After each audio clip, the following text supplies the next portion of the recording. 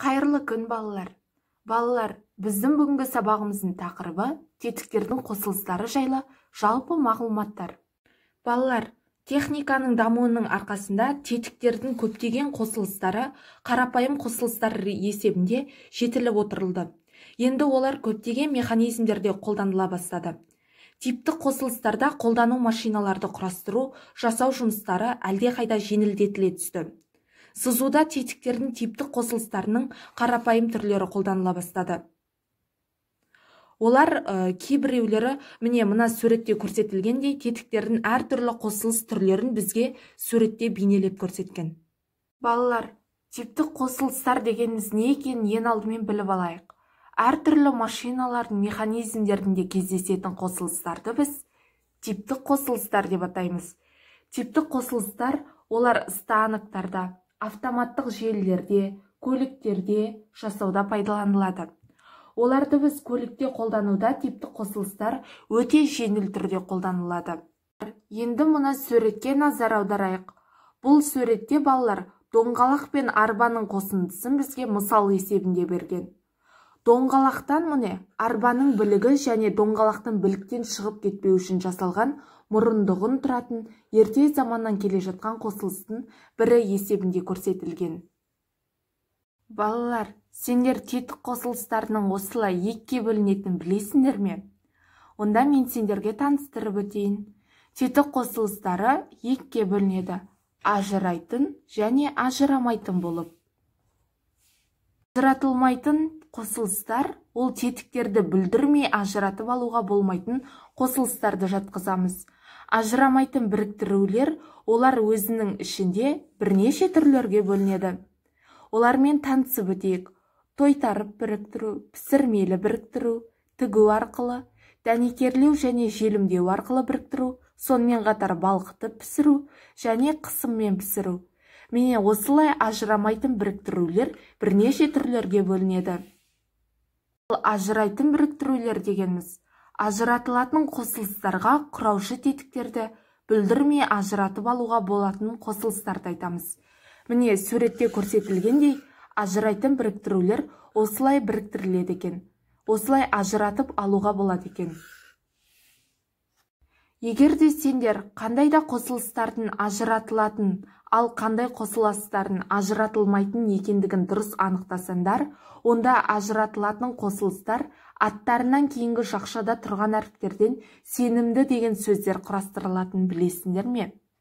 Балалар, бекіту тетік бөлшектеріне болттар, шпилкалар, гайкалар, шайбалар, винттер жатады.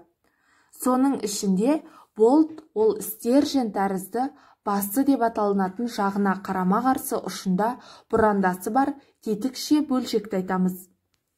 Болттың басының пішініне қарай алты жақты және жартылай дөңгелек басты және тағы да басқа деп ажыратылады.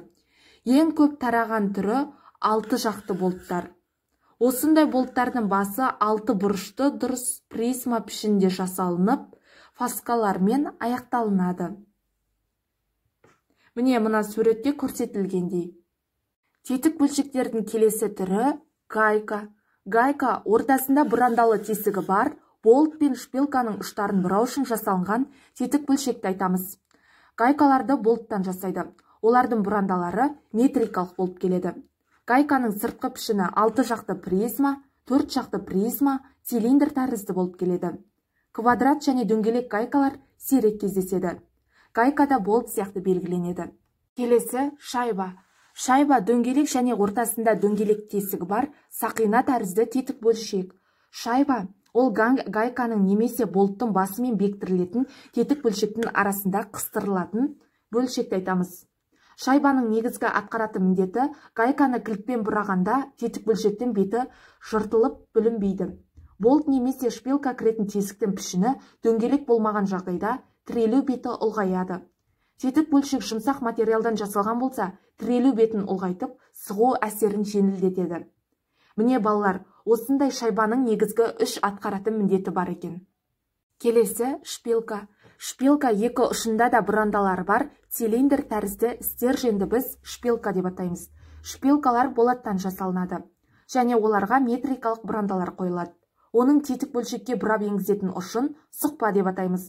Сұқпа ол тетік бөлшек жасалынған материалдың беріктілігіне байланысты болып келеді. Берік материалдар болат, қола, жез үшін ұзындықты шпилканың диаметріне тең етіп аламыз. Міне, бізде шпилканы мына суретте бейнелеген. Шпилка осындай түрде.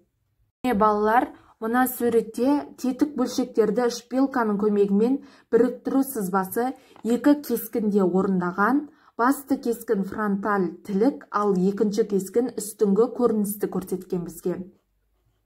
Міне, сендерге көрініп тұр ма? Бұнда тек екі өлшем түсірілген. Құрастыру сызбаларында шпилдік біріктіру сызбасын одан әрі ықшамдауға рұқсат етіледі. Әдетте, фаскальдарын шпилка мен тетік бөлшек аралығындағы қуысты бұрандалар арқылы тесіктің шпилка жетпейтін бөлігін көрсетпейді. Балалар, болтты біріктіруде үш өлшемді көрсетеді. Олар болт бұрандасының номинал диаметрі, болттың ұзындығы және болттың кіргізетін тесіктің диаметрі, болттың ұшындағы фасканы және болт пен тетік бөлшектердің арасындағы қуыстарды көрсетпеуге болады. Шартты түрде бұранданы болттың өне бойына түсіреді. Егер құрастыру сызбасының масштабы ірі, ал бекіту тетік бөлшектері ұсақ болатын болса, онда болтты Т әріпімен белгілейді.